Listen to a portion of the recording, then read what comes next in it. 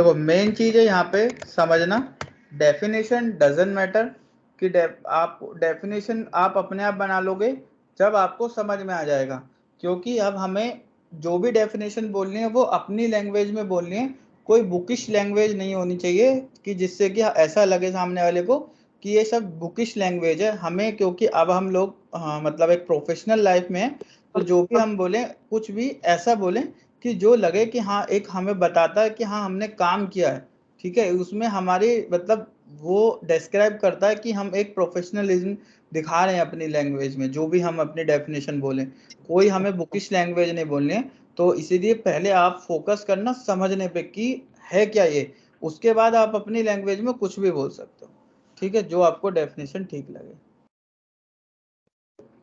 ठीक है। अब बात करते हैं ऑटोमेशन टेस्टिंग की कि व्हाट इज ऑटोमेशन टेस्टिंग। देखो ऑटोमेशन टेस्टिंग होती है हमारे टूल के थ्रू, तो simple vice versa, to test the application with the help of automated tools,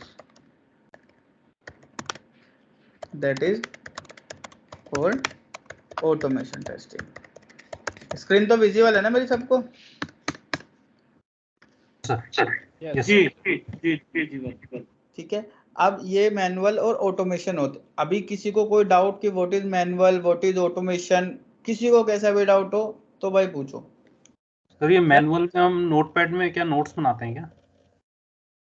देखो नोट्स बनाओ आप अपनी फिजिबिलिटी के लिए कि कल की डेट में आपको, क्योंकि थोड़ा सा थ्योरेटिकल पार्ट है तो आपको पता होना चाहिए, ठीक है ना, तो वो नोट्स बनाओ या जो जैसे भी आपको ठीक लगे वो अपनी फिजिबिलिटी के लिए बनाओ सिर्फ, है ना। मैं ये नहीं बोलता कि आपको बनाने ही बनाने, मैं ये भी नहीं बोलता कि नहीं बनाओ, बना नहीं लो। सर, मेरा क्वेश्चन ये है कि जो मैनुअल टेस्टिंग है तो उस पे जो जैसे हमने कस्टमर ने हमें रिक्वायरमेंट दी, ठीक है, तो वो रिक्वायरमेंट हम नोटपैड में बनाते हैं या क्या, मतलब कैसे हम वो रिक्वायरमेंट कस्टमर ने दी उसके लिए एक डॉक्यूमेंट बनता है जिसको बोलते हैं एसआरएस डॉक्यूमेंट। अभी आगे हम एचडीएलसी पढ़ेंगे ना, तो अच्छा वहां हाँ एचडीएलसी पढ़ेंगे तो समझ में आएगा कि कैसे रिक्वायरमेंट आई, कैसे रिक्वायरमेंट का डॉक्यूमेंट बना और वो रिक्वायरमेंट कैसे गैदर की गई और कैसे डिस्ट्रीब्यूट की गई, वो सारी चीजें आप एचडीएलसी में समझ में आएगी।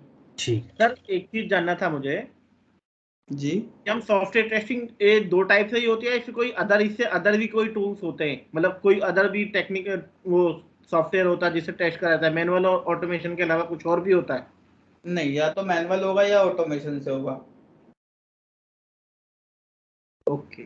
और सर हम जैसे अभी मैनुअल टेस्टिंग हम कर रहे हैं, ऑटोमेशन टेस्टिंग कर रहे हैं, तो इससे हमारा फ्यूचर में ग्रोथ और हमारे वो क्या रहेगा सर, इससे बेनिफिट क्या रहेगा हमारे फ्यूचर में, ग्रोथ और उसका क्या वो रहेगा इसका? देखो ग्रोथ आपका फ्यूचर के में, अगर आप फ्यूचर की बात करें तो फ्यूचर आपका सेफ है, क्यों, क्योंकि आपको भी पता है कि आने वाला मतलब जो भी आ रहा है फ्यूचर में सब कुछ ऑनलाइन है। अब ऑनलाइन होगा तो सॉफ्टवेयर डेवलप होंगे और सॉफ्टवेयर डेवलप होंगे तो सॉफ्टवेयर टेस्ट भी होंगे और टेस्ट होंगे तो टेस्टर भी होंगे। दूसरा एक और चीज होती है कि अगर हमारा ऐसा नहीं है कि सॉफ्टवेयर डेवलप हो गया और टेस्ट हो गया, टेस्टर का काम खत्म हो गया, नहीं, उस केस में ना तो टेस्टर का काम खत्म होता है ना डेवलपर का।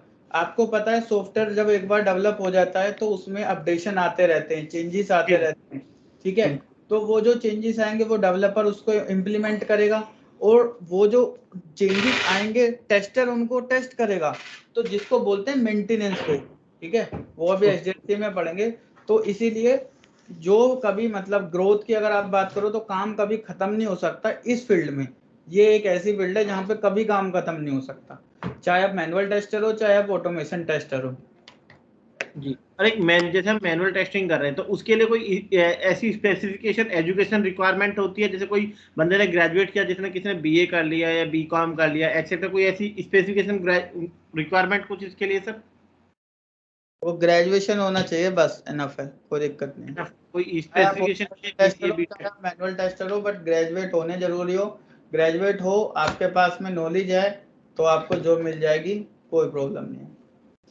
ओके जी, ठीक, चलो और किसी का हेलो भाई?